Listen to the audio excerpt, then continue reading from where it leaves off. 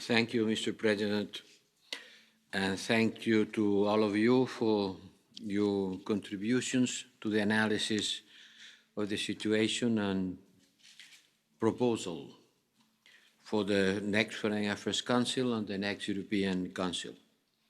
I will consider all these comprehensive views and I will share them with my colleagues at the Foreign Affairs Council and transmit to the members of the European Union when the head of state and the government will meet.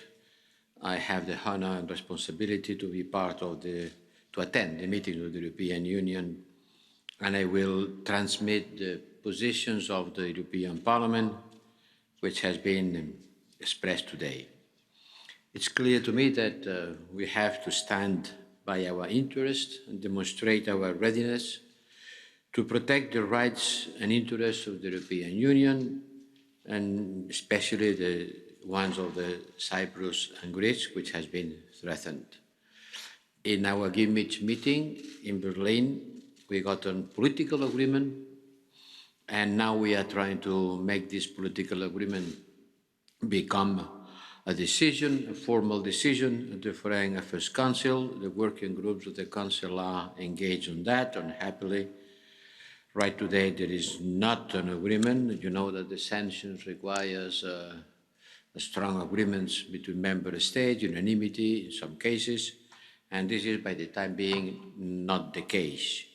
We will continue working in order to find a solution that could make possible both the sanctions to Belarus and sanctions to Turkey to follow the same pace as we agreed in the informal meeting at Berlin.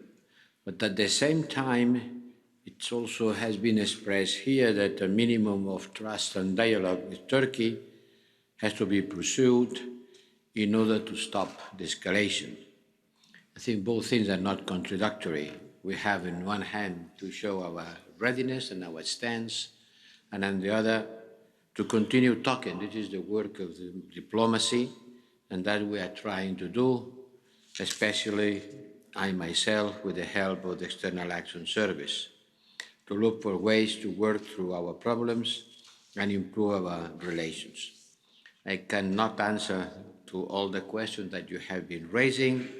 I only would like to say that Mr. Lagodinsky and others, that I would share very much the approach to try to substitute the search for energy on the seas, which is something that we know that it is not exactly according with our Green Deal. And instead of that, we should try to provide to Cyprus, Turkey, and the Greek islands with a big support in order to develop alternative energies.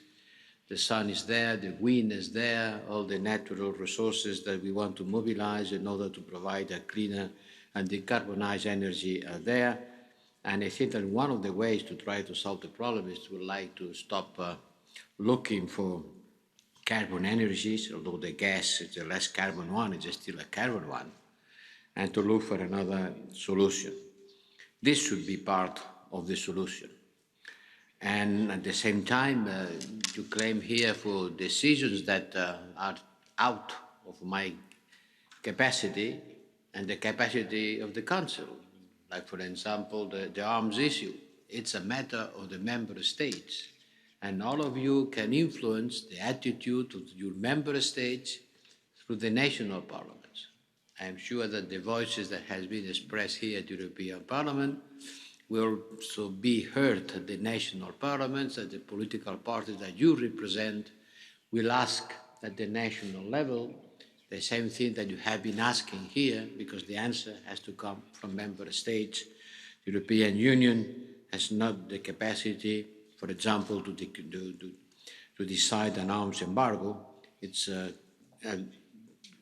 unilateral decision of the member states to decide what to do with their arms policy.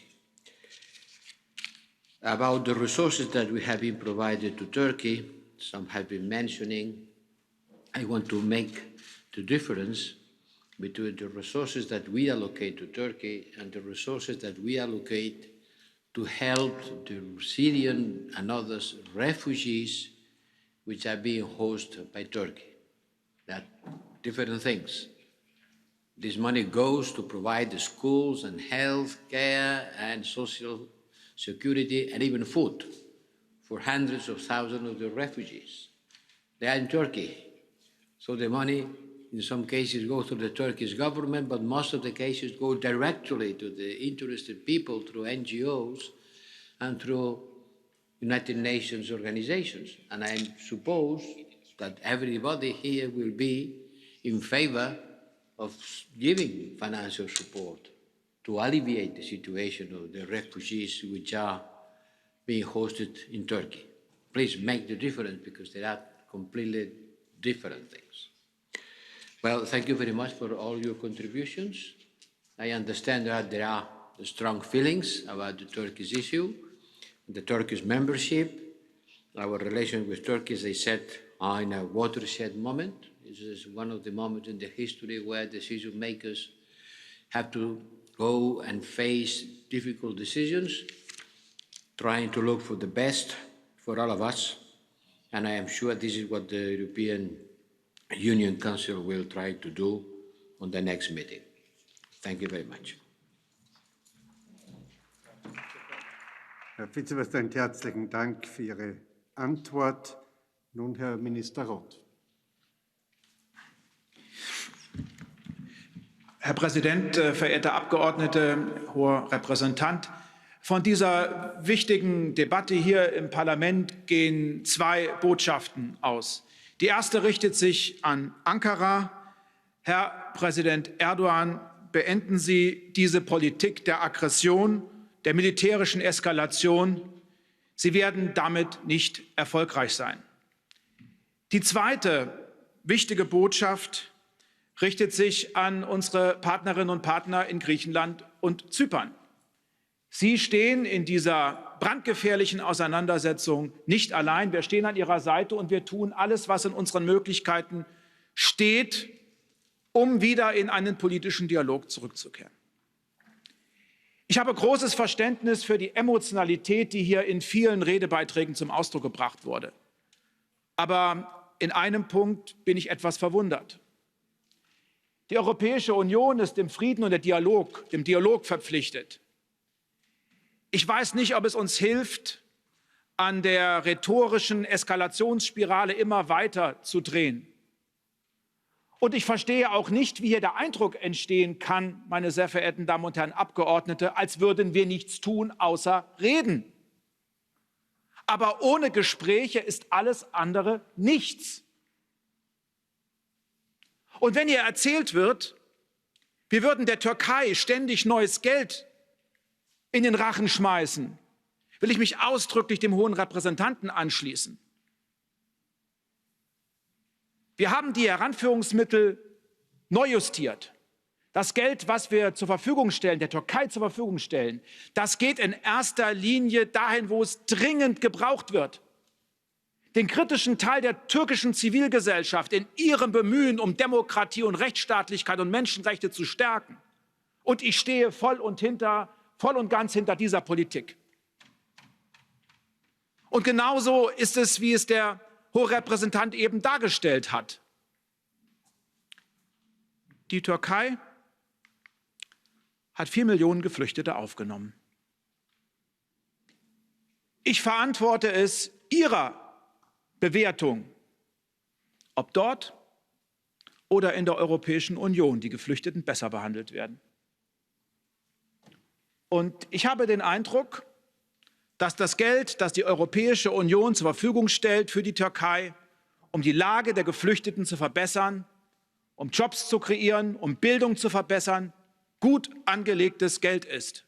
Dafür müssen wir uns überhaupt nicht schämen.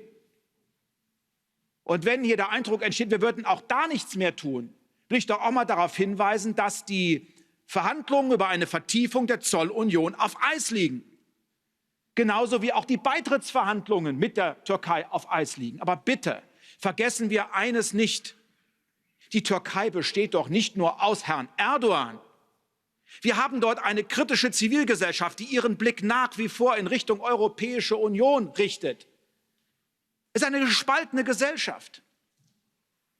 Und ich akzeptiere jedes Argument in Richtung Türkei.